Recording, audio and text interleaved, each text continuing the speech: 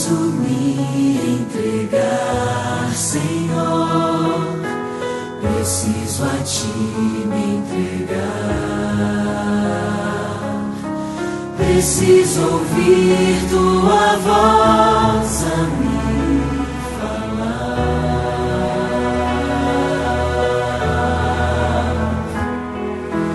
Não tenho nada a Te oferecer, somente um coração puro e pecador. Mas aqui estou, me aceita, Senhor.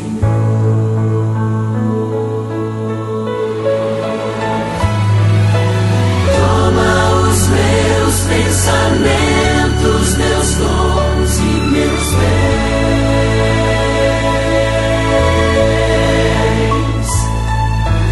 Toma o meu coração e tudo que Ele tem.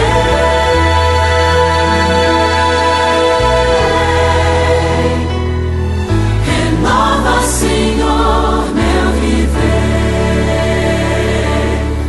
Derrama em mim Teu amor. Quero pra sempre servir-Te por onde for.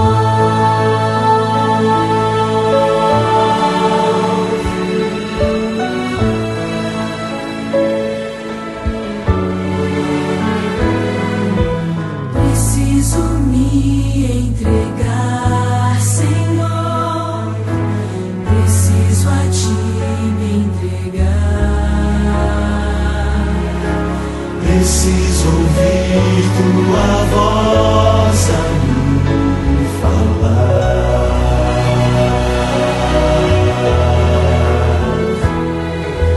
Não tenho nada a Te oferecer,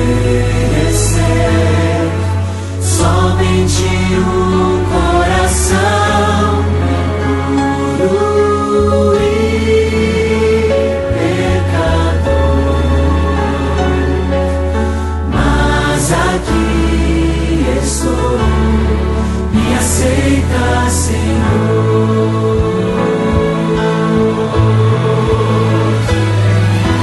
Toma os meus pensamentos, meus dons e meus bens.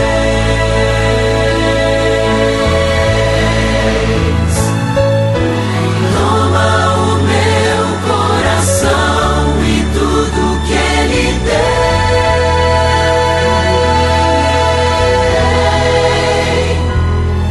Renova, Senhor, meu viver.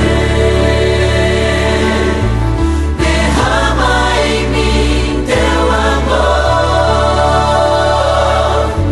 Quero pra sempre servir-Te por onde for.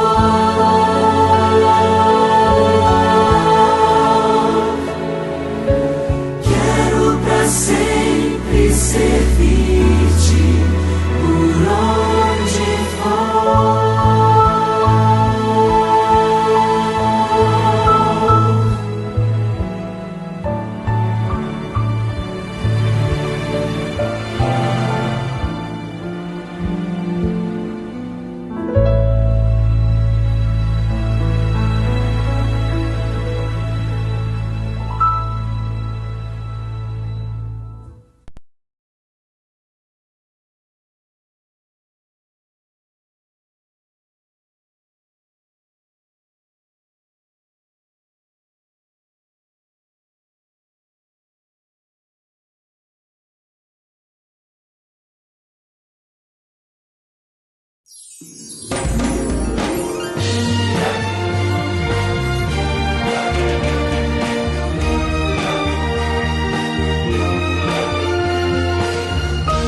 Informativo Mundial das Missões. Ciganos descobrem o sábado. Rakuse é um assentamento cigano na Eslováquia com 2.000 habitantes, que poucos sabiam sobre a Bíblia. Depois da independência do país em 1993, vários missionários começaram a visitar o assentamento. Peter, um morador de Hakuzi, foi uma das pessoas que acompanhava essas pregações dos missionários. Ele tinha uma banda de música com seu irmão Pavol e outros 2 amigos, e eles estavam cansados de tocar músicas seculares. Por isso, o grupo resolveu tocar músicas cristãs, e aquilo começou a transformá-los. Certo dia, Peter viu uma Bíblia na casa de Pavol e pediu emprestado o livro sagrado. Pavol estava estudando a Bíblia e não queria emprestá-la, mas acabou cedendo para o irmão mais velho. Peter começou a ler a Bíblia e acabou se deparando com o seguinte texto: "Quem crer e for batizado será salvo." Ele fechou a Bíblia e abriu de novo, e o mesmo verso apareceu. E em uma terceira vez aconteceu a mesma coisa. Peter correu até a casa de Pavol e mostrou para ele e os outros 2 amigos da banda o texto bíblico. Como não sabia muita coisa sobre batismo, Peter falou a Pavol: "Por favor, me batize." Convencidos que precisavam ser batizados, os 4 amigos foram até um riacho próximo, confessaram seus pecados e batizaram uns aos outros. Os 4 amigos decidiram estudar a Bíblia juntos, e depois de um tempo outras pessoas se uniram ao grupo. Logo, cerca de 100 pessoas estavam estudando a Palavra de Deus e inclusive guardando o sábado, conforme escrito na Bíblia. Foi então que um adventista apareceu no assentamento e apresentou a Igreja Adventista ao grupo de estudo. O grupo se tornou uma igreja, e desde 2015 mais de 40 pessoas foram batizadas, e o templo, recém-construído, recebe todo sábado cerca de 100 pessoas.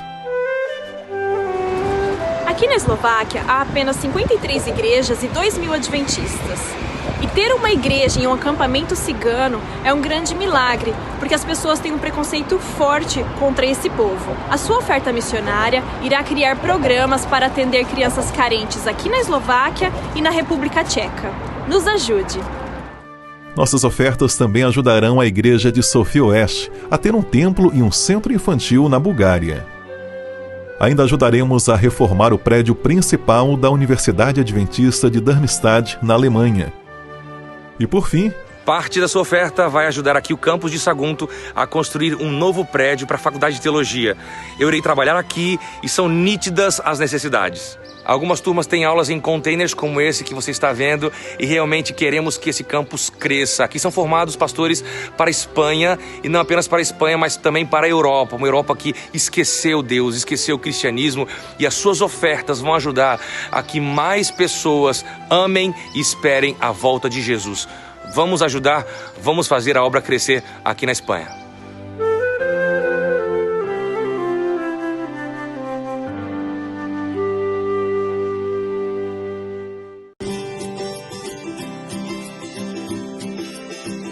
Olá, crianças!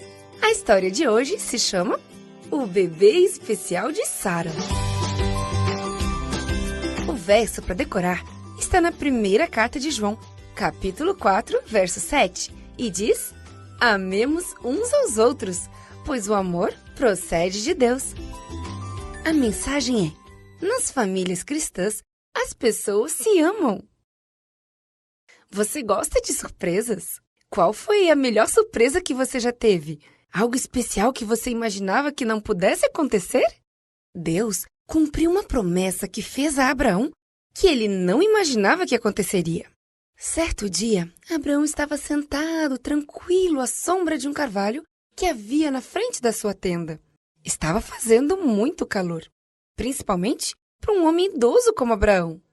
Ele estava olhando as verdes pastagens à sua frente e viu 3 homens caminhando ao longe. Estava quente demais para caminhar no campo àquela hora. Abraão se levantou e cumprimentou os homens. "Por favor, fiquem aqui comigo um pouco. Mandarei trazer um pouco de água para lavarem seus pés empoeirados. Descansem à sombra desta árvore enquanto preparo algo para vocês comerem." Muito obrigado. Será bom descansarmos um pouco. Abraão entrou rapidamente e pediu a Sara que fizesse pão fresco. Pediu também que os servos dele preparassem algum alimento para os visitantes.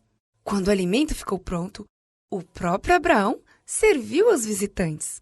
Ele ficou ali por perto enquanto eles comiam. Um dos homens olhou para Abraão. Naquele momento, ele não desconfiou, mas era o próprio Senhor Jesus que estava ali. Onde está sua esposa, Sara? Ela está na tenda. Dentro de 1 ano, eu passarei por aqui outra vez e Sara terá um filho. Sara ouviu o que o homem falou e riu. Eu já tenho 90 anos. Já estou muito velha para ganhar um bebê. Então, o Senhor disse a Abraão: Por que Sara riu?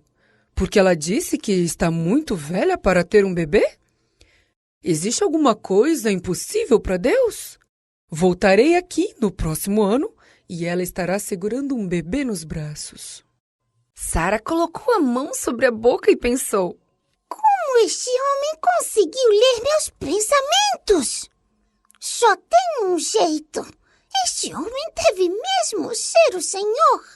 E o que o Senhor prometeu aconteceu. Sara teve um bebê, um menino nascido dela mesma.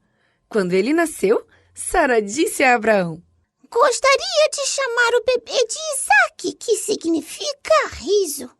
O Senhor me fez tão feliz que eu quero rir de alegria pro resto da minha vida. E todos que ouvirem essa história vão rir comigo.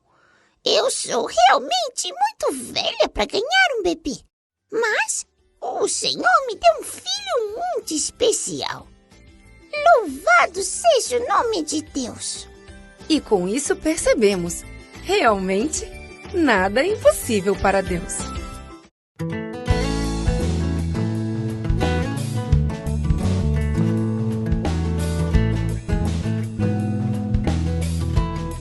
Olá, crianças! A história de hoje se chama Um Homem Baixinho. O verso para decorar está no livro de Lucas, capítulo 19, verso 8, e diz: Senhor, estou dando a metade dos meus bens aos pobres. A mensagem é: demonstro o amor de Deus quando corrijo os meus erros. Você já foi assistir um desfile ou jogo e não conseguiu ver o que estava acontecendo? Talvez seu pai tenha colocado você sobre os ombros. Se isso já aconteceu, você pode imaginar como Zaqueu se sentiu ao encontrar-se atrás de uma multidão. Zaqueu morava em Jericó. Ele tinha uma das maiores casas da cidade. Ele era muito rico, mas ninguém gostava dele, porque ele enganava as pessoas e ficava com o dinheiro delas. Todos sabiam disso, mas ninguém podia fazer nada. Zaqueu era o chefe dos cobradores de impostos para os romanos. E os romanos não se importavam com o que ele fazia, desde que eles lhe dessem o devido dinheiro do imposto. Por isso, Zaqueu dizia às pessoas que os impostos tinham aumentado. Ele cobrava mais do que era devido para que pudesse guardar um pouco para si. Certo dia, Zaqueu ouviu dizer que Jesus estava indo a Jericó. Ele já tinha ouvido muito sobre Jesus. Soube que ele curava doentes, paralíticos e cegos. Algumas pessoas até diziam que ele ressuscitava outros. Todas essas coisas faziam de Jesus alguém especial e faziam com que Zaqueu quisesse conhecê-lo. Ele tinha ouvido falar sobre o publicano Mateus e como ele tinha deixado tudo para ser um seguidor fiel de Jesus. As pessoas comentavam isso por toda a parte e Zaqueu ficou pensando: essa era a conversa do povo da cidade? Jesus estava indo para Jericó. Zaqueu decidiu que veria o mestre, ainda que fosse de relance. Fechou seu escritório e foi para a rua. A rua estava lotada de gente. Ele tentou pular para olhar por cima das cabeças, mas não conseguia ver nada. Ele era muito baixinho e ninguém o deixava passar. Mas ele estava determinado. Não ia desistir. Zaqueu olhou e viu uma grande árvore ali perto. Subir em árvores não era coisa de homens adultos, mas ele não via outra saída para ver Jesus. Por isso, subiu na árvore, sentou num galho grande de onde podia ver a rua. Jesus estava caminhando em sua direção. Quando Jesus chegou perto da árvore, ele parou e olhou para cima. Viu Zaqueu e sorriu. E todos olharam para cima e viram Zaqueu também. Zaqueu, desce depressa daí. Quero ficar em sua casa hoje. Zaqueu não podia acreditar no que estava ouvindo. Jesus iria à casa dele. Ele desceu rapidamente da árvore e conduziu Jesus até sua casa. A multidão abriu caminho, mas começou a resmungar. Como Jesus pode ser hóspede de um pecador? Senhor, estou dando a metade dos meus bens aos pobres. E se roubei alguém, devolverei 4 vezes mais. Jesus olhou para Zaqueu, olhou para o povo que o criticava e disse: Hoje houve salvação nesta casa. É por isso que o Filho do Homem veio, para buscar e salvar o perdido. Antes de Zaqueu ver Jesus, ele já demonstrava estar arrependido de enganar o povo. Depois que viu Jesus pessoalmente, confessou isso diante de todos. Mostrou que o fato de amar a Jesus o ajudou a corrigir seus erros. Jesus também pode ajudar você.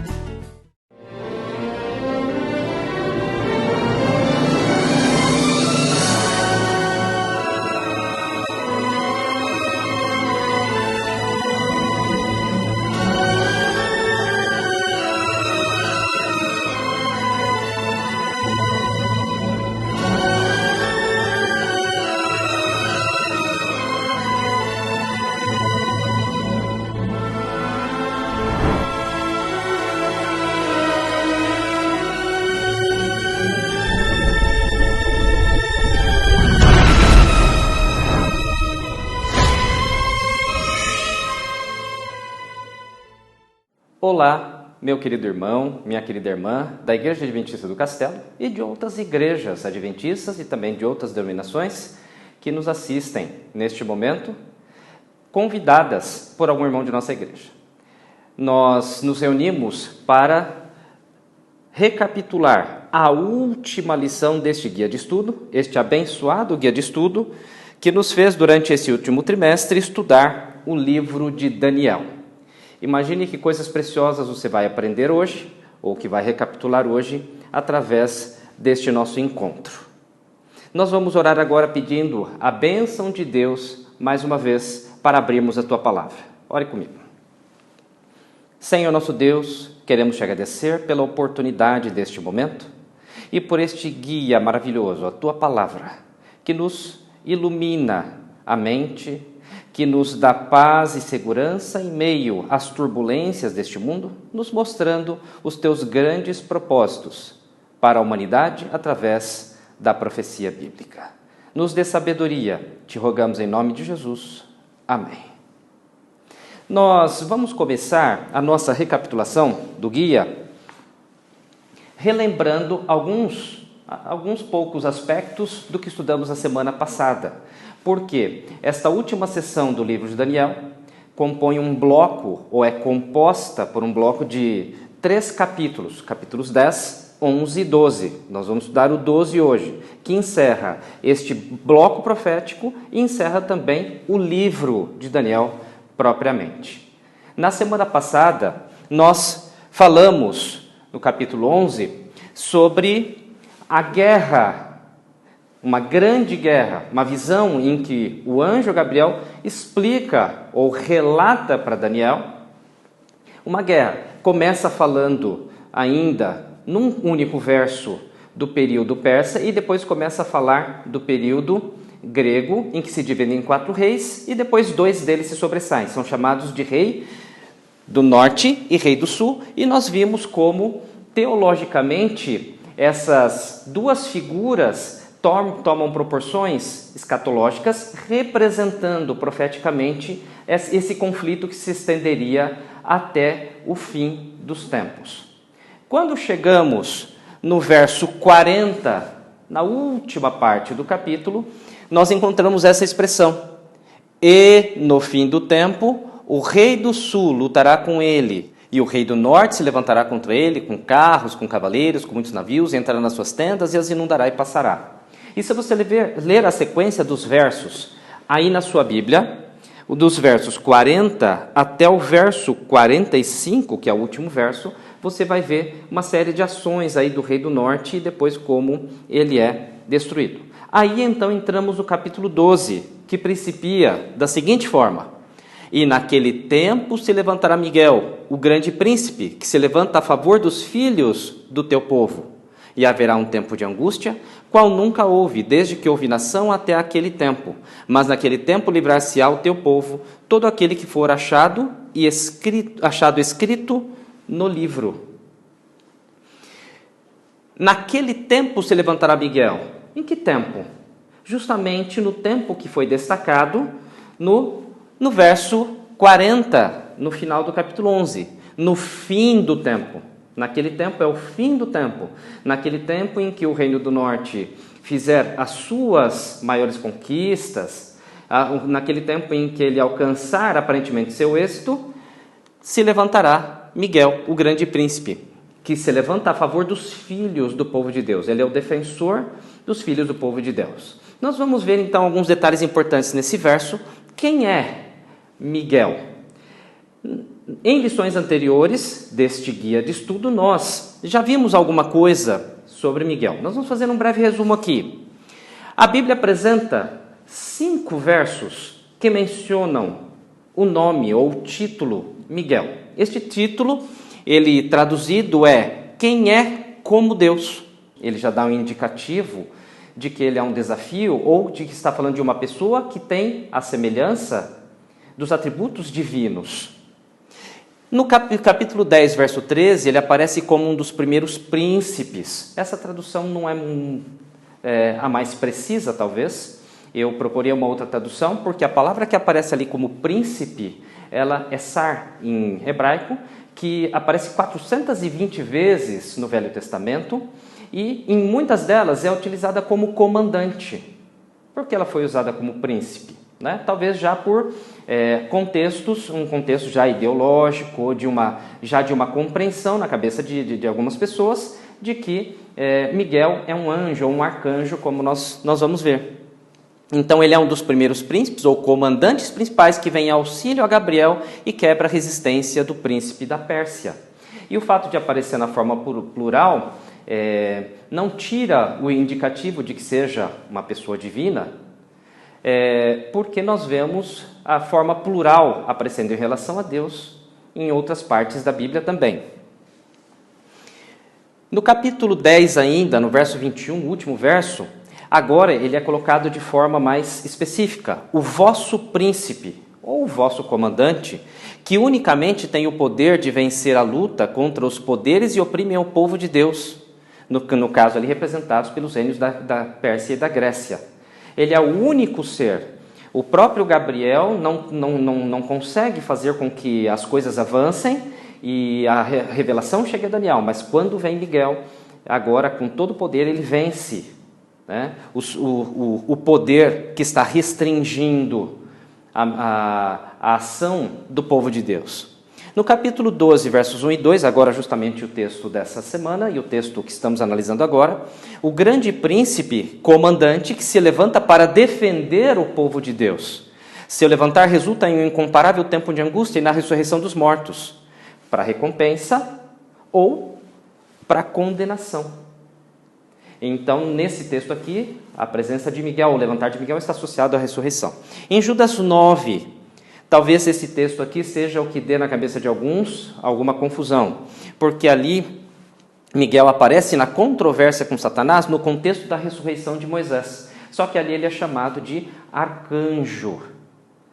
Talvez uma tradução também que poderia ter sido feita de uma forma melhor, porque muitas pessoas passaram a achar que arcanjo é uma classe de anjos e que Miguel então seria um ser angelical. Né? Mas a palavra arcanjo também poderia, no contexto do grego, é uma palavra composta, né? Ser traduzida como o mensageiro principal ou o mensageiro-chefe. Assim como Jesus não é apenas um profeta, mas ele é o profeta. O fato de ele ser um profeta não o desqualifica como ser divino. E o último texto, que está em Apocalipse 12, 17, exatamente no centro da estrutura literária do Apocalipse, no coração do livro. Ali, Miguel guerreia contra o dragão, o que resulta na expulsão do dragão e de seus anjos do céu. A vitória, um retrato da vitória, da grande vitória no grande conflito. Há dois textos ainda que valeria mencionar, que não utilizam o título Miguel, mas que estão relacionados a ele. 1 Tessalonicenses 4,16 diz: porque o mesmo Senhor descerá do céu com alarido e com voz de arcanjo e com a trombeta de Deus, e os que morreram em Cristo ressuscitarão primeiro. Então nós vemos aqui que a ressurreição está associada à ordem da voz desse arcanjo. Então esse arcanjo é um ser divino. E também Josué 5,13, que se relaciona ao texto, porque ali Josué, quando levantou seus olhos e viu, e estava ali diante dele um homem em pé, e Josué questionou a ele quem ele era. E ele responde que ele estava vindo como príncipe do exército do Senhor. Então vemos que príncipe aqui bem poderia também ter sido traduzido como o comandante. É uma expressão talvez equivalente a Senhor dos Exércitos na Bíblia. Então José se prostrou com seu rosto e o adorou. E pergunta a ele: que diz meu senhor ao seu servo? Então disse o príncipe do exército do Senhor a Josué: descalça os sapatos de teus pés, porque o lugar em que estás é santo. E fez Josué assim. Note que este príncipe ou este comandante, ele tem as mesmas prerrogativas de Deus quando aparece para Moisés, ou quando Deus fala com Moisés lá no deserto do Sinai, pedindo que Moisés descalce os seus sapatos, os seus pés. Por quê? Porque ele está ali em terreno santo, ou em terra santa, pela presença do Senhor. Portanto, este príncipe é um ser divino. E o fato de Miguel ser chamado de príncipe, então, no livro de Daniel, não o despoja das suas características ou prerrogativas divinas. Né? Resumindo, então, quem é Miguel? Seu nome significa quem é como Deus. Ele é mais poderoso que Gabriel e dá ordens a ele. Nós vemos isso no capítulo 10, por exemplo. É o príncipe, comandante principal do exército celestial. É o príncipe do povo de Deus, vestido com vestes sacerdotais, como nós vemos no capítulo 11, o capítulo de hoje. É o grande príncipe que protege o povo de Deus. Quando ele se levantar, haverá um incomparável tempo de angústia.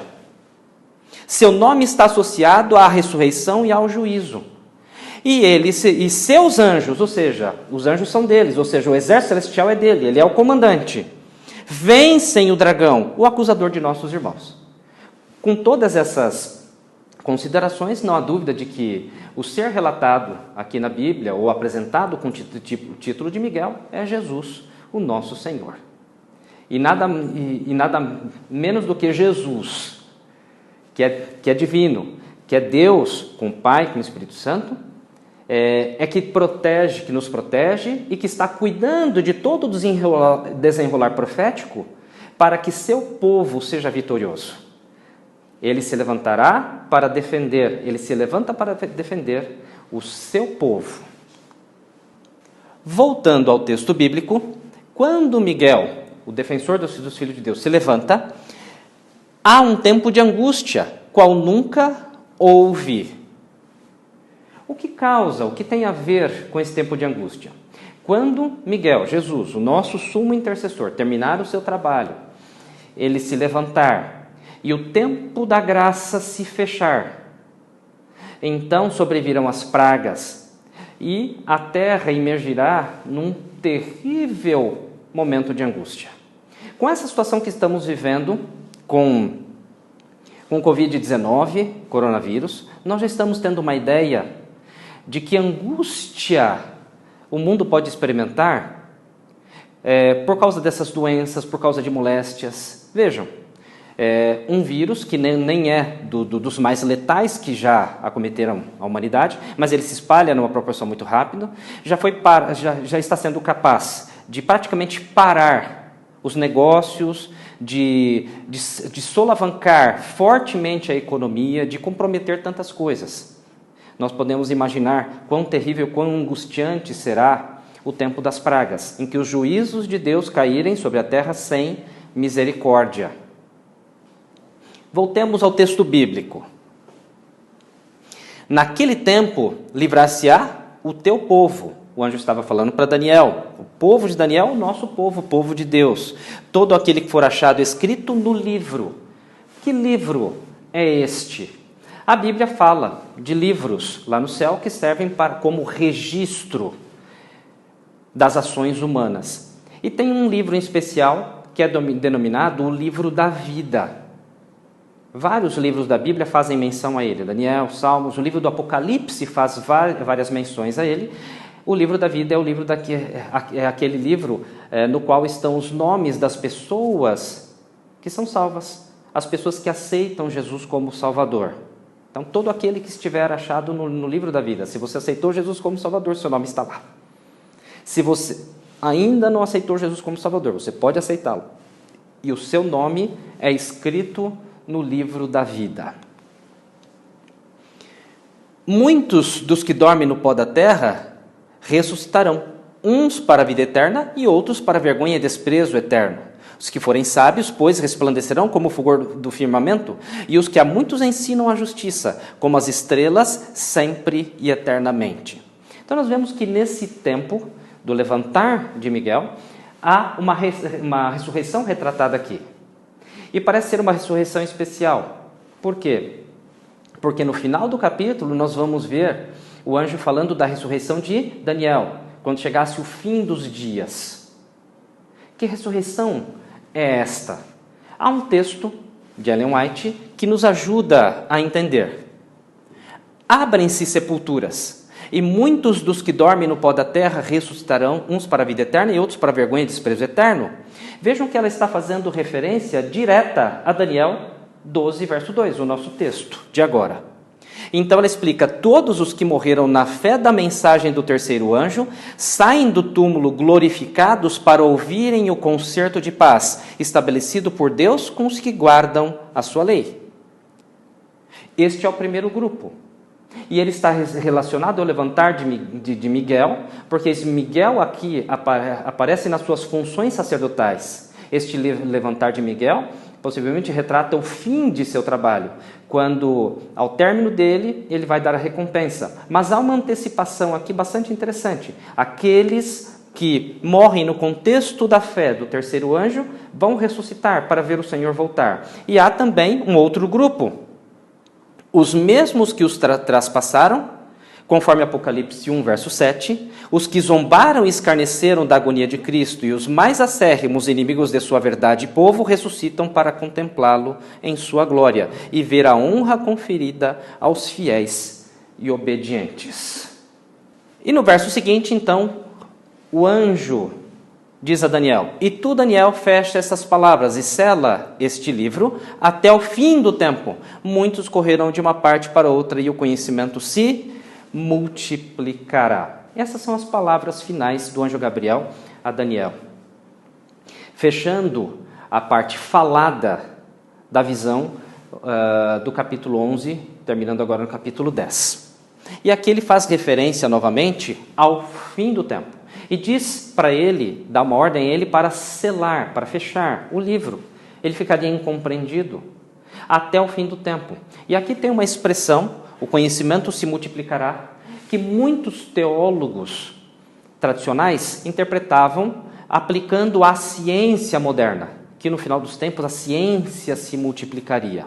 Embora este fato seja uma verdade, os estudiosos do texto bíblico asseguram que a verdadeira tradução ou verdadeira interpretação do texto tem a ver com o próprio livro de Daniel. O livro de Daniel ficaria fechado até o fim do tempo, e no final dos tempos o conhecimento do livro se multiplicaria. E isso se cumpriu realmente na história. Nós vamos ver um pouco mais adiante que nas profecias de tempo, que ainda aparecerão neste capítulo, que em 1798, com o aprisionamento do Papa, houve um redespertamento do interesse pelo estudo de Daniel. E no final do século XVIII, início do século XIX, muitas pessoas em vários lugares do mundo passaram a estudar o livro de Daniel novamente e agora com compreensão. Isso é muito importante sabermos. Nós fazemos parte agora desse movimento, nós fazemos parte das pessoas que estão estudando este livro, que estão cumprindo esta profecia. Daniel conta agora a sua reação. Então eu, Daniel, olhei, e eis que estavam em pé outros dois, um deste lado à beira do rio e outro do outro lado à beira do rio. E ele disse ao homem vestido de linho, que estava sobre as águas do rio: quando será o fim destas maravilhas? Embora aqui não se identifique o nome, nós encontramos novamente dois seres. Um deles, um ser angelical, e o outro que está sobre as águas, descrito com vestes de linho, vestes sacerdotais, que é justamente Jesus, Miguel, na sua forma pré-encarnada.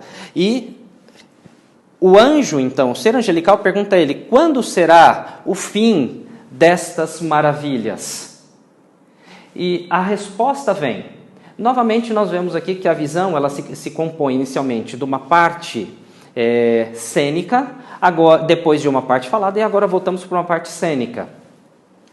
E ouvi o homem vestido de linho, que estava sobre as águas do rio, o qual levantou ao céu a sua mão direita e a sua mão esquerda, e jurou por aquele que vive eternamente que isso seria, depois de um tempo, tempos e metade do tempo. E quando tiverem acabado de destruir o povo, o poder do povo santo, todas essas coisas serão cumpridas.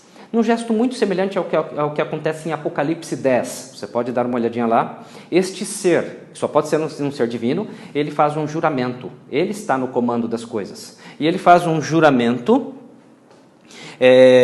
de que essas coisas ocorreriam depois de um tempo, tempos e metade de um tempo. Aqui uma linguagem enigmática para expressar o período de tempo em que esse poder apóstata, esse poder opressor do povo de Deus, faria a sua obra. E depois de ele ter acabado essa funesta obra de perseguir o povo de Deus, e não só isso, mas de fazer um ultraje ao próprio Deus, querendo ser o próprio Deus aqui na terra, o seu poder então seria destruído. Essas coisas seriam cumpridas. Aqui nós vemos uma referência a este período. O tempo não nos permite estudar todos esses versos, você pode tomar nota deles e estudá-los depois. Nós vemos várias referências com expressões diferentes relativas a este tempo. Tempo, tempos e mais meio tempo. Então nós temos 3 tempos e meio, não é? Esses tempos representam aqui um ano judaico, no seu calendário religioso, com 360 dias. Então, se você fizer 360 vezes 3,5, você vai chegar a este número, 1.260 dias, que está lá em Apocalipse, ou 42 meses, que representam todos o mesmo período. Um período de forte ataque a Deus, a seu santuário, ao seu povo, não é? E nós vemos na história que ele começa em 538, com o decreto de Justiniano, dando prerrogativas políticas, seculares, ao poder religioso, o poder papal. E, então, agora, com essas prerrogativas, ele toma o lugar de Deus, ele faz ataques ao povo de Deus, à lei de Deus, à palavra de Deus, ao santuário de Deus, ao ministério sacerdotal de Cristo, e até 1798, quando há uma interrupção do seu poder, o fim da supremacia papal, quando o general Berthier de Napoleão Bonaparte aprisiona o Papa e decreta ali o fim dos seus poderes. Depois o Apocalipse, mais à frente, vai falar de uma restauração, de uma cura desse poder, que ele vai ter agora um papel preponderante também no final dos tempos. Mas nós já encontramos, então, a aplicação deste poder. Voltemos ao texto bíblico.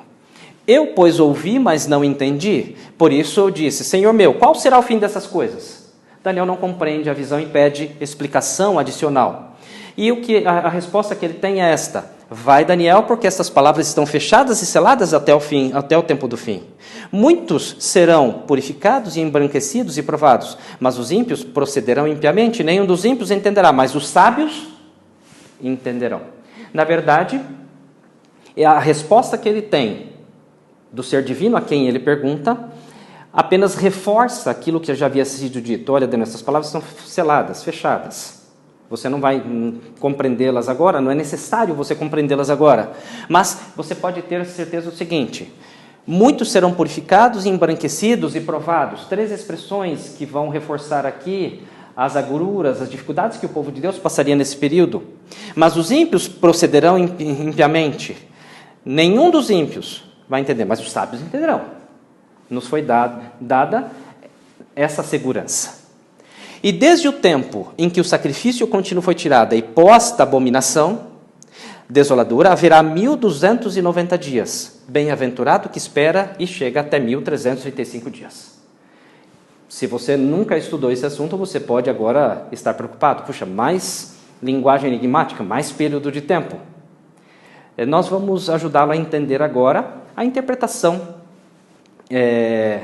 que nos parece mais viável para esse texto. Eu disse parece mais viável porque nós devemos cuidar para não ser dogmáticos em textos que ainda não foram plenamente cumpridos, né, seguindo o próprio conselho de Jesus, lá em São João capítulo 14. Você pode ler lá, quando Jesus diz, né, eu vos digo agora, para que quando acontecer, creais. Então, algumas coisas realmente vão ter o significado mais plenamente entendido no seu cumprimento. Nós temos, então, já um período de tempo e é acrescentado no texto um outro período de tempo, desde o tempo em que o sacrifício contínuo for tirado, né? E posta a abominação desoladora, 1290 dias. Que sacrifício contínuo for tirado? Quando Jesus morreu na cruz? Não. Aqui está se referindo no capítulo 8, quando este poder, escrito como chifre pequeno, e depois aparece como o poder do norte, no capítulo 11, exerce seu poder de forma mundial. E ele está compreendido dentro deste tempo aqui. Ele tem uma relação, está dentro da explicação que está sendo dada a Daniel por causa da sua pergunta. Então, eles têm alguma relação. Não é? Ele deve coincidir, pelo menos no seu limite final, com esse tempo. Por quê? Porque é o tempo em que este poder operaria. Só que ele é maior do que o tempo anterior. Se nós colocarmos uma data historicamente, nós chegamos ao ano 508. O que pode ter acontecido aqui para que esse tempo aqui tenha sentido?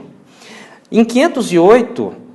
por volta desse ano, Clóvis, rei dos francos, que é chamado Novo Constantino, ele se converte ao catolicismo papal, digamos assim, e então o Papa passa a ter forte apoio político, e daqui até 538 há todo um desenrolar de fatos que vai culminar então no fato de o papado assumir, né, a predominância política na Europa. Então, nós vemos que essa data é bem significativa. Se nós pegarmos dessa data, 508 até 1798, nós temos exatamente, então, 1290 dias. E temos ainda mais um período. Bem-aventurado que espera e chega até 1335 dias. Ele parece indicar aquelas pessoas que conseguiriam chegar num tempo além do tempo anterior. Eles estão relacionados no texto bíblico. Feliz aquele que chegar até este tempo.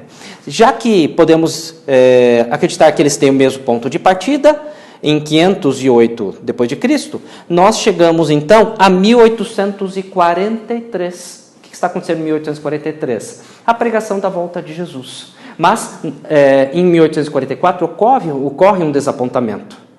Eles não haviam compreendido bem a profecia, mas estavam ali estudando profundamente o livro de Daniel, justamente este livro, cumprindo estas profecias aqui do capítulo 12.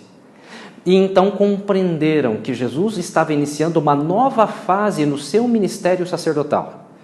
Jesus estava agora iniciando o que chamamos de juízo investigativo, ou aquilo que era tipicamente representado pelo dia da expiação. A purificação do santuário, retratada lá em Daniel capítulo 8, verso 14, e explicada depois no capítulo 9. Portanto, é uma profecia bastante significativa. Feliz aquele que chega a esta fase, porque é a fase que Jesus, então, agora está cumprindo o seu papel, né? E quando Jesus se levantar, então, nós teremos os desdobramentos finais e teremos a recompensa. Aqueles que morreram no Senhor ressuscitarão. E também teremos aqueles que estarão vivos também por ocasião da volta do Senhor. E assim, juntos, como diz o apóstolo Paulo, vamos subir para o encontro do Senhor nos ares. Que tremenda promessa nós temos nesses textos. E agora, então, aquele ser celestial diz a Daniel: tu, porém, vai até ao fim, porque descansarás e te levantarás na tua herança no fim dos dias. Agora, o idoso Daniel recebe do ser celestial uma promessa maravilhosa. E assim termina o livro, termina o capítulo com este verso, com esta promessa dada a Daniel, e que serve para mim e para você também. Descansarás e te levantarás na tua herança no fim dos dias. Eu quero estar vivo quando Cristo voltar. Não sei se terei esse privilégio, talvez você pense assim também, mas independente de estarmos vivos ou descansarmos do Senhor, nós temos a certeza de que Cristo vai voltar. Imagine que promessa gloriosa você ouvir do ser celestial, daquele que estava vestido em linho, o próprio Jesus. Você vai se encontrar comigo ali na ressurreição. Assim, nós terminamos o estudo do livro de Daniel, terminamos também o estudo da nossa lição.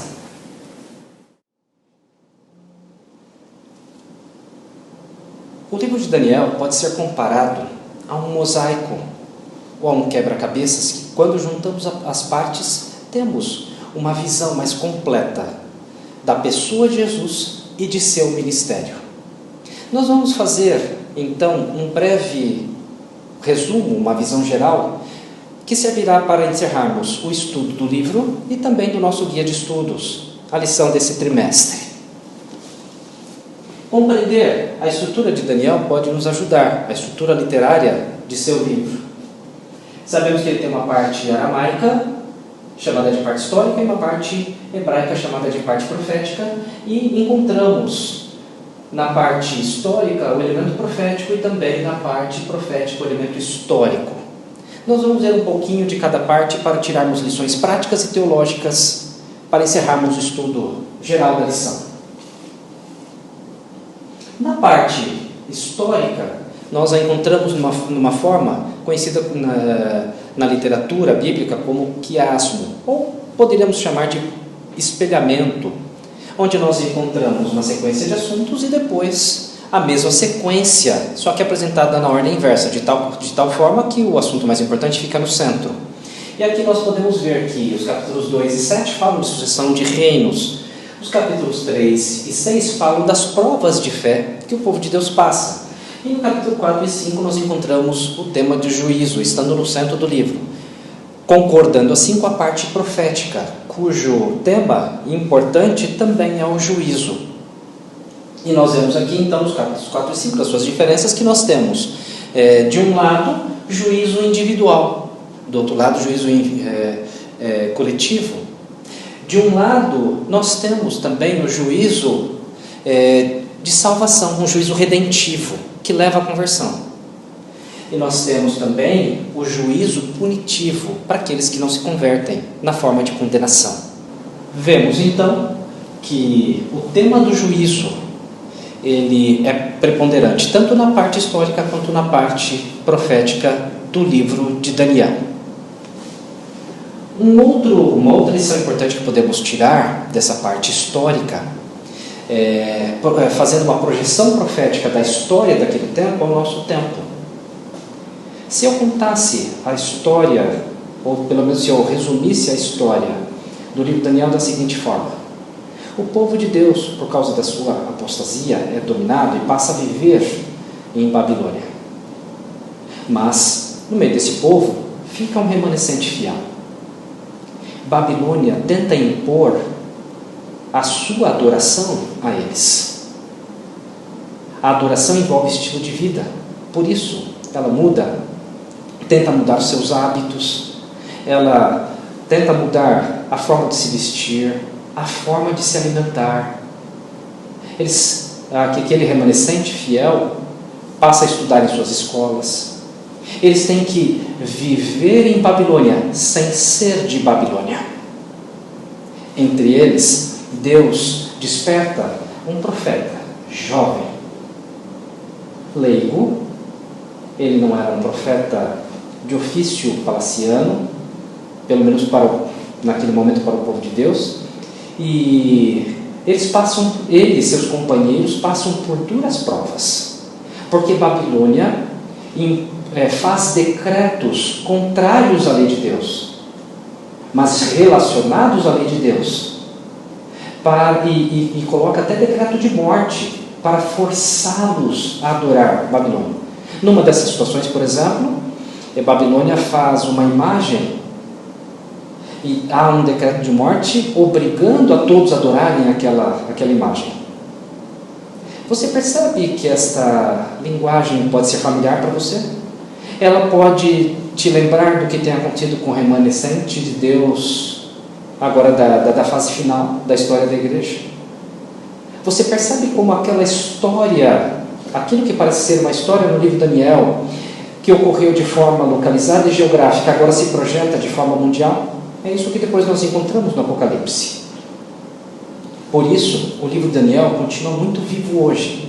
E relacionando agora a parte histórica com a parte profética, poderíamos dizer mais ou menos assim: Daniel está olhando para você dizendo, olha, você é do futuro.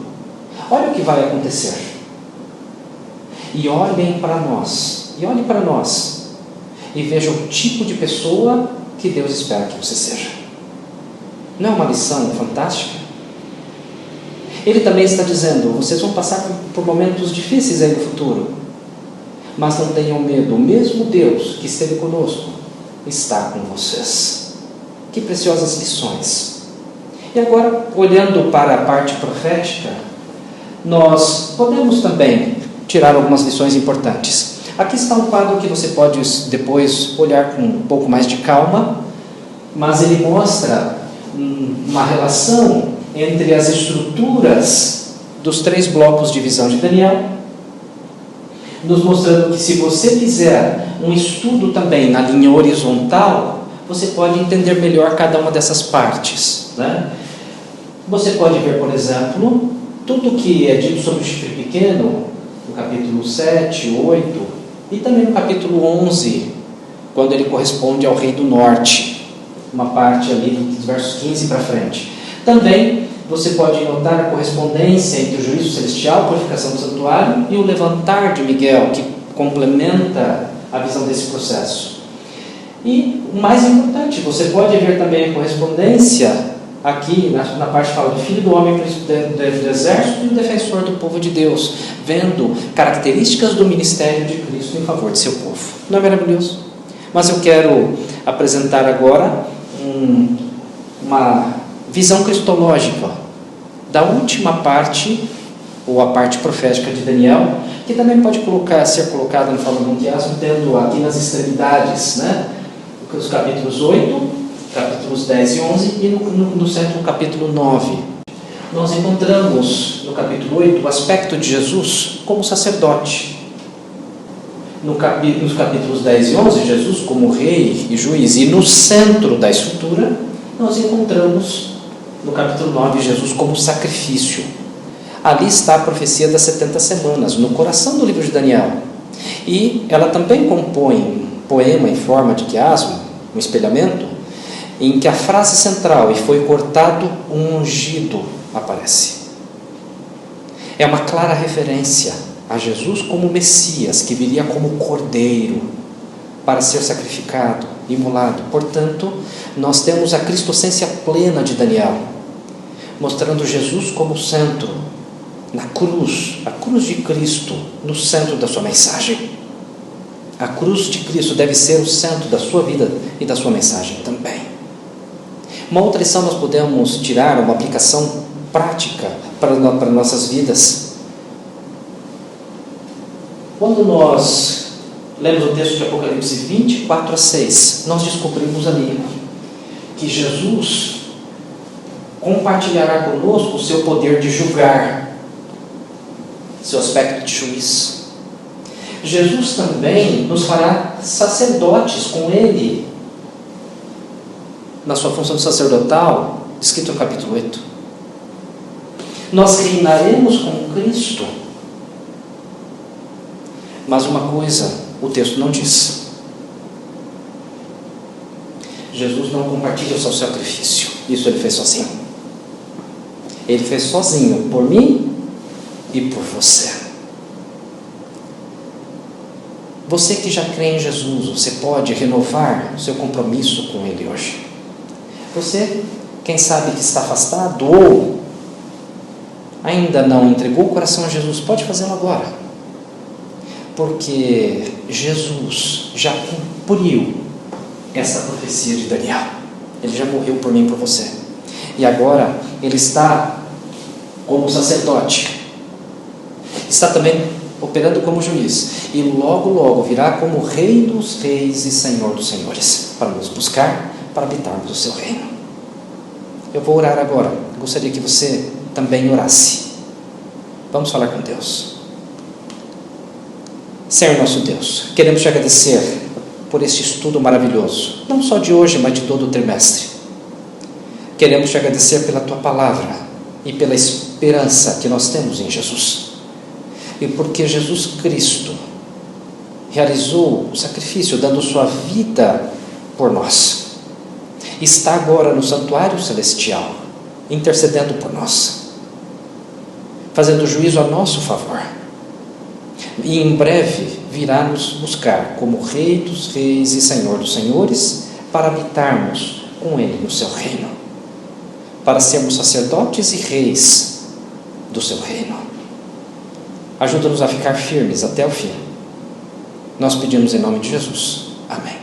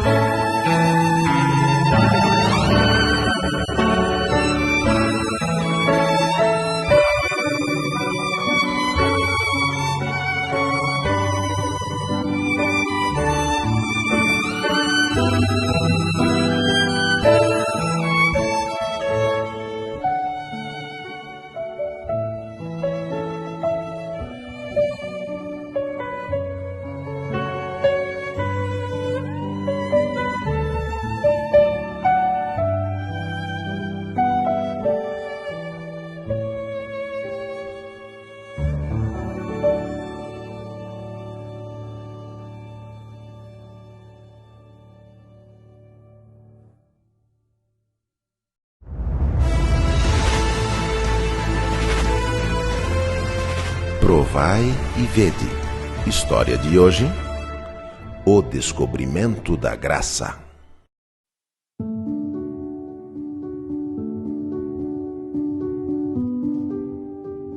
Eu sou o Kleber, moro aqui com a minha família na cidade de Rio Branco, aqui no Acre, e vou contar um pouquinho da minha história para vocês. Há aproximadamente 25 anos, eu decidi adorar a Deus através dos dízimos e das ofertas. Eu tinha uma vida religiosa, da forma que eu achava que era o ideal. Até que chegou um momento que eu comecei a sentir enfadado com aquela religiosidade e senti a necessidade de buscar algo que me motivasse mais.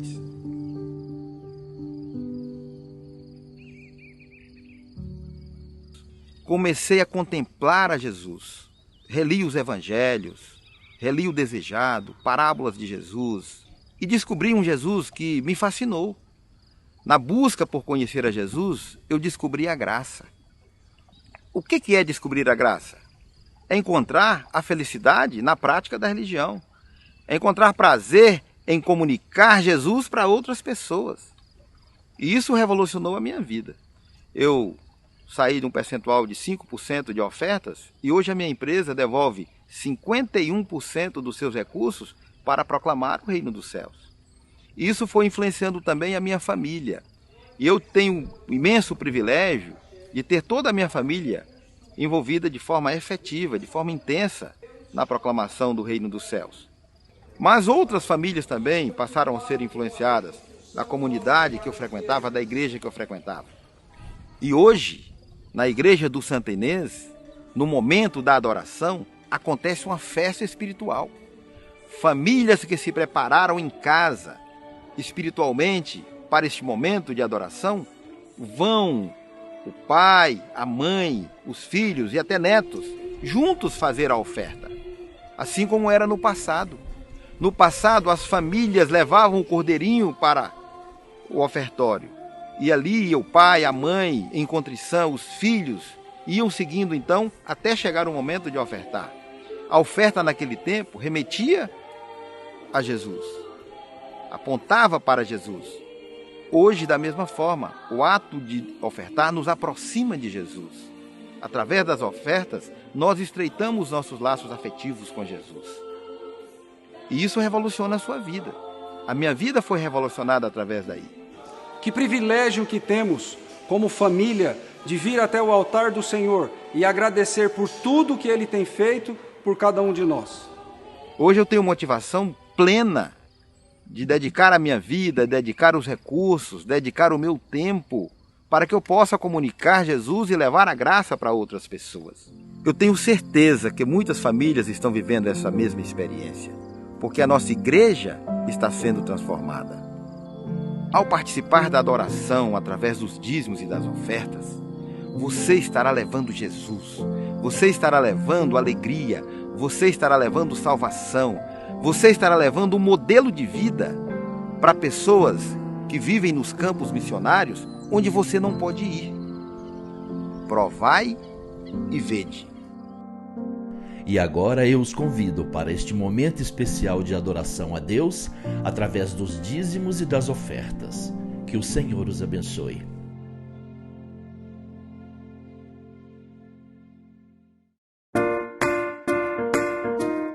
E aí, vô, não vai à igreja hoje? Eu estou gripado e decidi ficar em casa. Hoje eu vou assistir o culto pela internet. Já começa. O senhor tem certeza? Claro, filho. Eu já li a Bíblia e até já fiz minha adoração nos dízimos e ofertas. Como assim, vô? Fácil, pelo aplicativo Serve-me. Que aplicativo é esse? Depois dizem que os jovens é quem entende de tecnologia. Chega mais perto, vou te explicar. Pelo Serve-me, você consegue ofertar, dizimar, atualizar os dados cadastrais, solicitar transferências entre igrejas, acompanhar a situação financeira da nossa igreja local e conferir recibos e extratos. Olha que fácil! Você baixa o Serve-me aqui na loja de aplicativos. Instala. Ao abri-lo, clica em cadastrar usuário. Aqui você coloca seu e-mail. Agora você vai receber um e-mail para ativar seu cadastro. Ativou o cadastro? Volta no aplicativo. Entra com o usuário e senha. Pronto! Agora é só utilizar. Para dizimar e ofertar, eu clico aqui e faço minha adoração. Que legal, vô! Vou aproveitar para fazer esse cadastro a caminho da igreja. E no momento dos dízimos e ofertas, farei minha adoração pelo aplicativo. Vou lá, senão me atraso. Feliz sábado pro senhor. Vai com Deus, meu filho.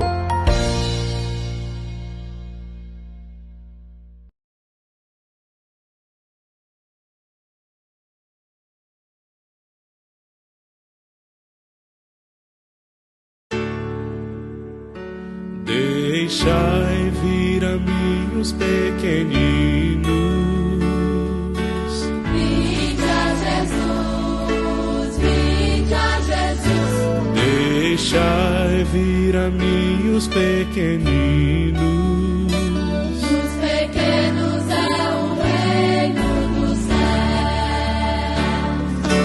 Vinde a Jesus, Vinde a Jesus, vinde a Jesus. vinde a Jesus. Brancos e morenos, grandes e pequenos, vinde a Jesus. Vinde a Jesus, dos pequenos é o reino dos céus. Deixai vir a mim os pequeninos. Vinde a Jesus, vinde a Jesus. Deixai vir a mim os pequeninos. Os pequenos é o reino dos céus. A história do semeador. A palavra de Deus diz que um semeador saiu a semear. Jogou a semente à beira do caminho, mas vieram as aves do céu e as comeram. O semeador continuou e a semente caiu entre as pedras. E no meio das pedras ela começou a crescer, mas as pedras sufocaram e o sol muito quente as queimou. Mas o semeador continuou e jogou a semente no meio dos espinhos. Mas ela logo cresceu, mas começou a sufocar. Os espinhos sufocaram a sementinha e não frutificou. Mas o semeador não desistiu e lançou a semente em uma terra boa. E logo tudo cresceu, ficou lindo e multiplicou e frutificou. A sementinha que a parábola fala é aqui, a palavra de Deus, a palavra do Senhor que deve ser plantada. E aqui, o nosso coração é a boa terra. É a terra que nós devemos plantar a semente que é a palavra de Deus.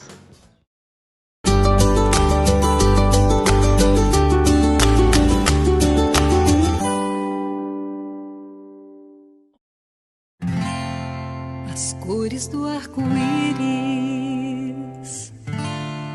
a brisa a murmurar, o olhar apaixonado de alguém que está aprendendo a amar, as palavras de uma história, as estrelas a brilhar. Deus criou o mundo todo para testemunhar.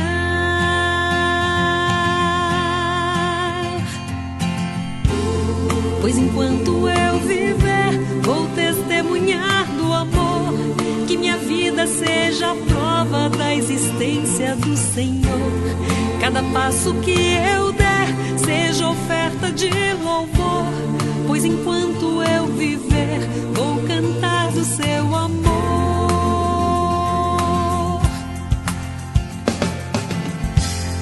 As montanhas e os vales,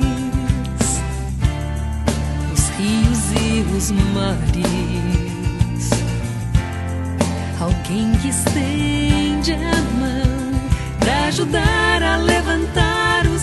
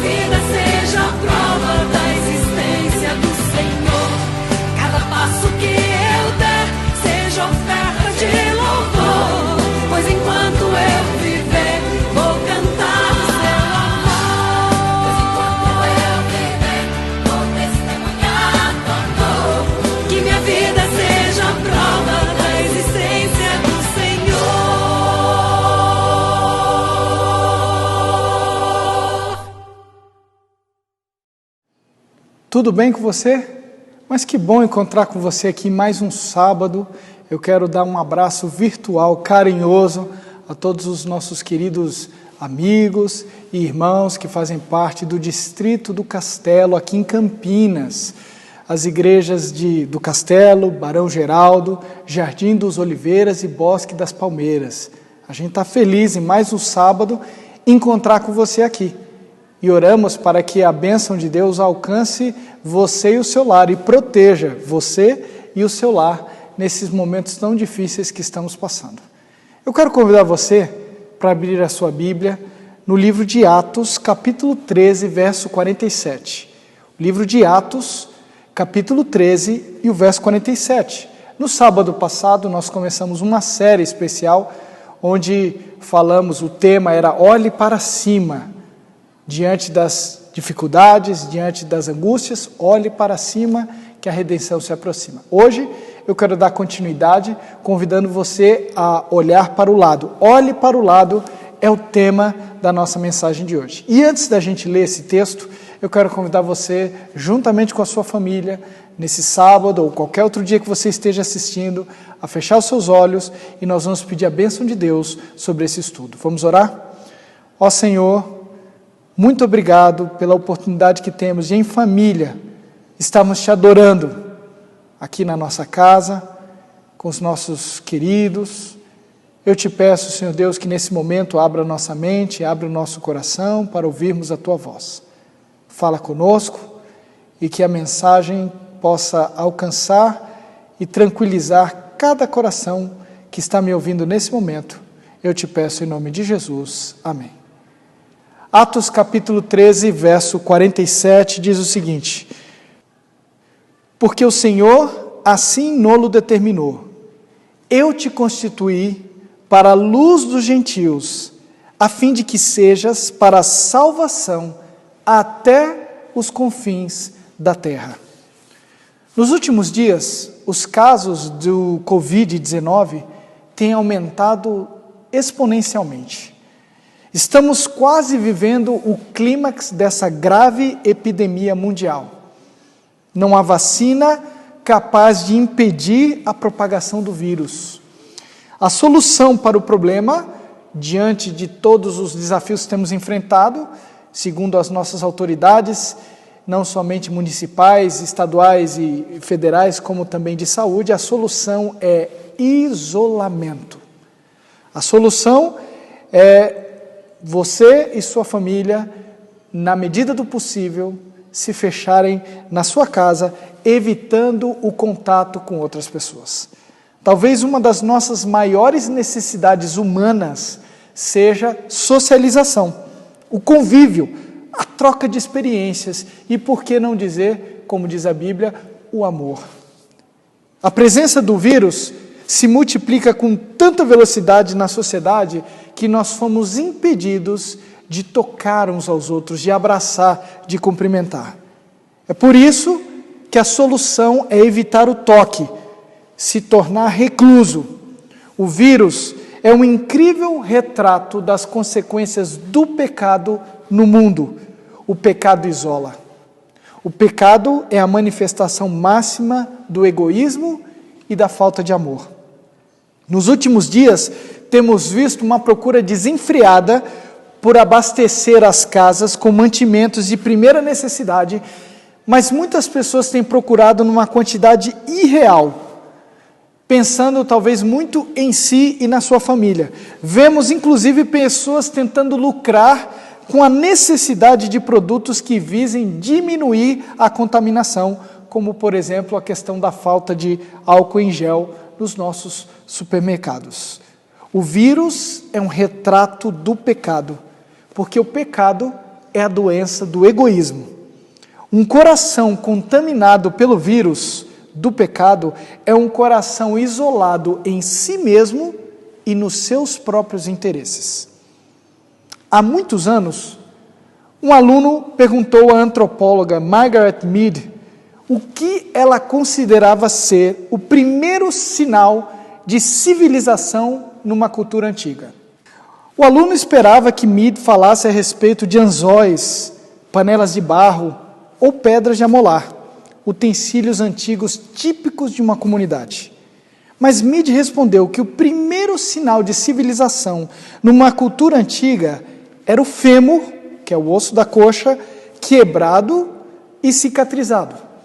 Isso acontece, explicava ela, porque no mundo animal, um animal que quebra o fêmur, ele acaba vindo a morrer, porque nenhum animal consegue sobreviver tempo suficiente para que o fêmur se recupere e se restabeleça, a não ser que ele seja cuidado por alguém.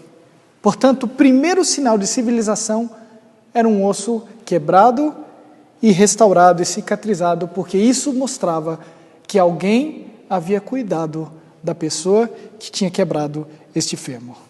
O que o mundo mais precisa hoje é de amor. Eu sei, não é hora de abraçar, não é hora de contato, não é hora de estender a mão no sentido literal, mas o amor é tão contagiante que mesmo sem o toque, ele pode ser transmitido. Nós fomos chamados para pensar na necessidade do nosso próximo. Talvez na sua vizinhança tenham pessoas que precisam de um ato de amor e misericórdia. Você, segundo o texto que nós lemos hoje, foi chamado para ser luz até os confins da terra. Parafraseando, você foi chamado para ser luz até o fim do mundo. A nossa luz precisa brilhar ainda mais quando o mundo está perto do seu fim. Se você está aproveitando esse isolamento para esconder a sua luz, você não está sendo o canal de amor para o qual Jesus o chamou. Existem muitas maneiras que você pode usar para minimizar o sofrimento das pessoas ao seu redor. Eu vi uma das lindas histórias que tenho escutado dentro desse período de confinamento.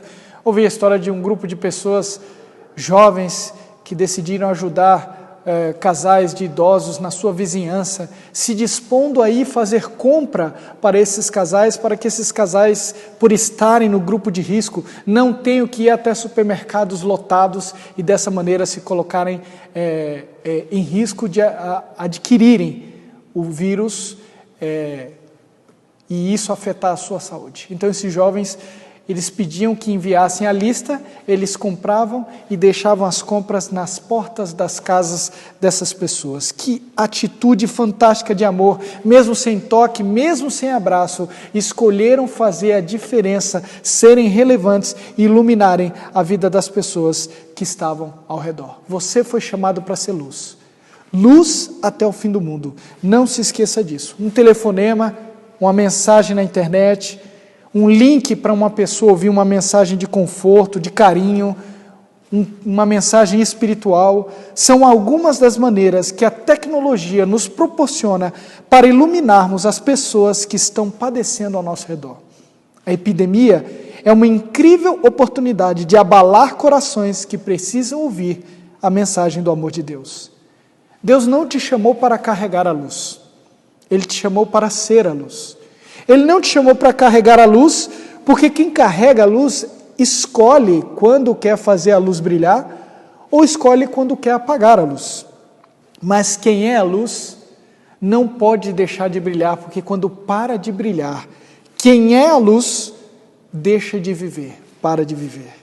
Nem numa epidemia mundial ou com risco de vida são capazes de fazer tais pessoas pararem de olhar as pessoas ao redor e entenderem as necessidades que elas possuem do nosso amor, do nosso carinho, da nossa atitude. Isaías capítulo 61, do verso 1 ao verso 4, na Bíblia Viva, diz assim: o Espírito do Senhor está sobre mim, porque o Senhor me escolheu para levar as boas novas de salvação aos desanimados e aflitos. Ele me mandou consolar os que têm coração partido, anunciar liberdade aos presos que estão em quarentena, e dar vista aos cegos. Ele me mandou anunciar a chegada do dia em que o Senhor vai mostrar a todos a sua graça, e também o dia em que Deus vai se vingar dos seus inimigos. Ele me mandou consolar os que estão chorando, e dar a todos os que estão de luto em Israel, ou na Itália, ou em São Paulo, ou em Campinas, uma bela coroa em vez de cinzas sobre a cabeça, perfume de alegria em vez de lágrimas de tristeza no rosto, roupas de festa e louvor em vez de um espírito triste e abatido, porque o Senhor vai plantar esse povo.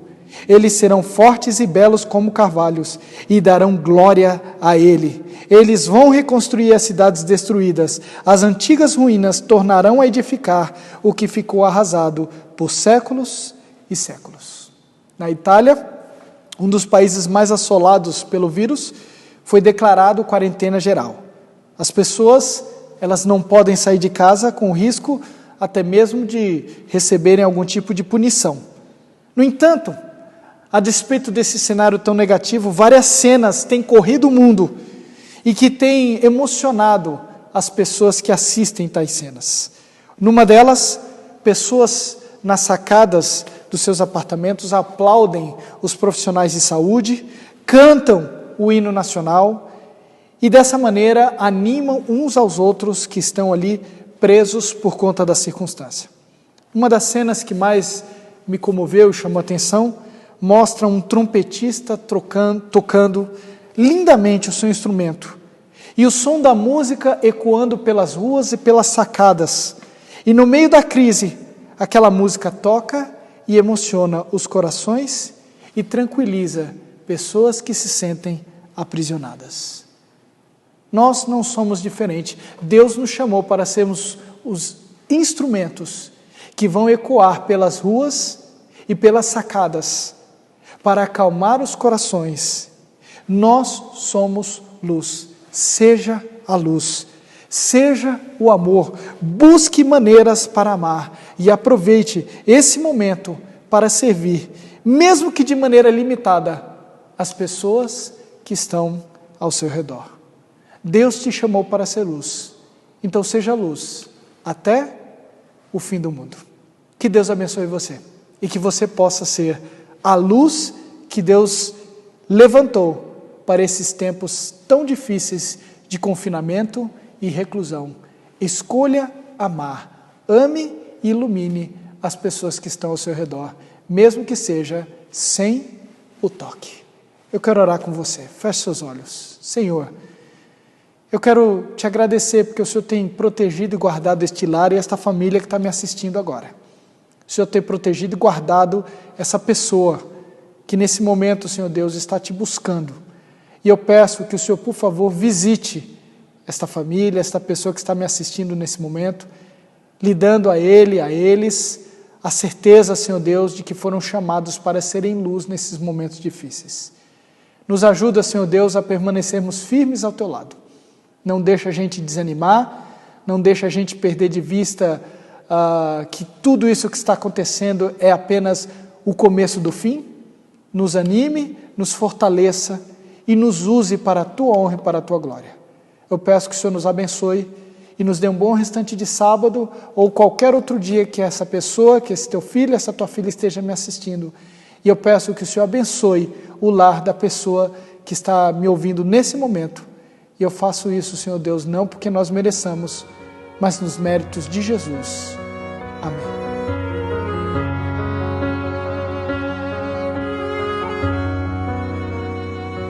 Cuidei de você quando em seu quarto chorou.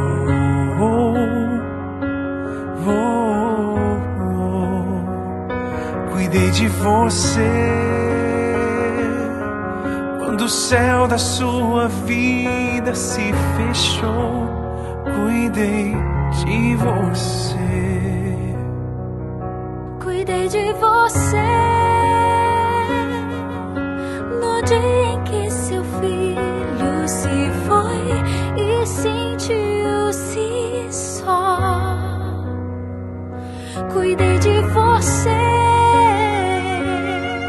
no leito daquele hospital. Cuidei de você. Cuidei de você.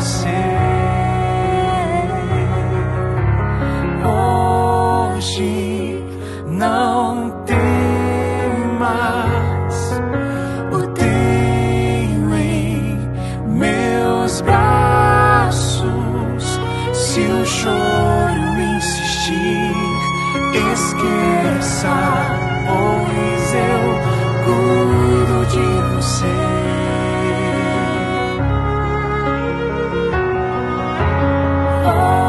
Ouça, meu filho, tudo é tão simples. Descanse em meu amor, deixa que eu cuido de você. Cuidei de você quando seu coração se quebrou.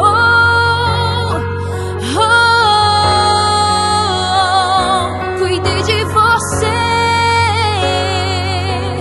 quando a situação apertou. Cuidei de você. Cuidei de você naquele momento cruel.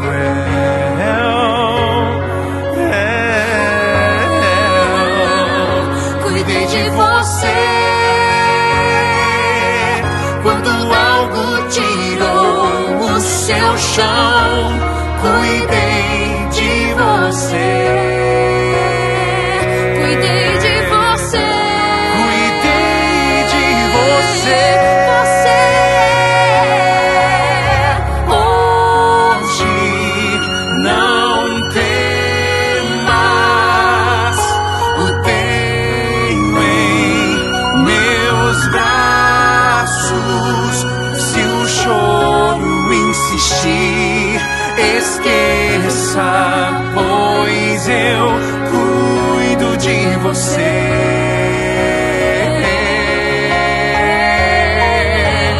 Ouça, meu filho, tudo é tão simples.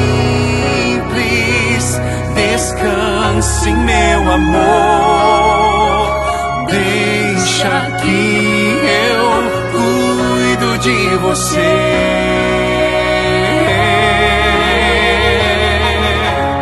Hoje não temas, eu tenho em meus braços. Se o choro insistir, esqueça, pois eu cuido de você.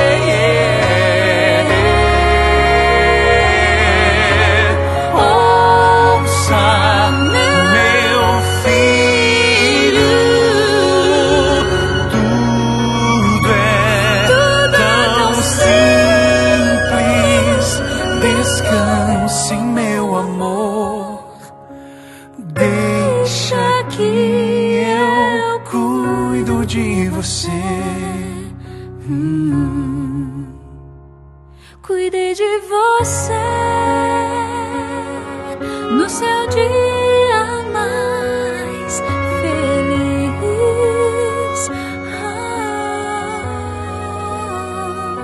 Cuidei de você em cada conquista que fez. Cuidei de você, filho, eu cuido de você.